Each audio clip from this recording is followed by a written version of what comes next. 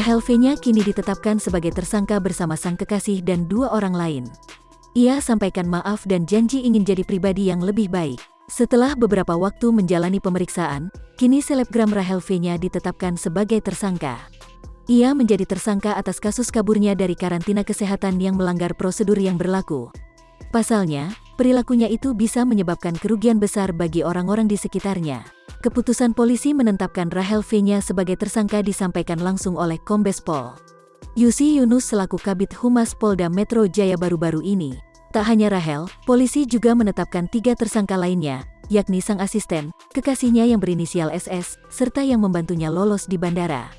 Hasil gelar perkara menetapkan 4 orang tersangka. Pertama saudari RV sendiri, kemudian 1 rekannya inisial SS, yang 1 lagi manajernya, serta 1 yang membantu melakukan di bandara, kata Yusri, dilansir Tribun Style dari YouTube Cumi-Cumi pada Rabu, tanggal 3 November tahun 2021. Nantinya di proses berikutnya, kita rencanakan hari Senin nanti akan memanggil keempat tersangka untuk kami lakukan pemeriksaan sebagai tersangka, imbuhnya. Ditetapkan sebagai tersangka, Rahel V-nya pun hanya bisa pasrah.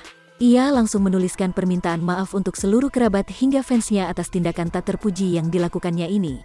Ibu 2 anak itu siap bertanggung jawab dan menjalani proses hukum yang berlaku. Dia mengunggah permintaan maaf di atas layar tersebut di akun Instagramnya.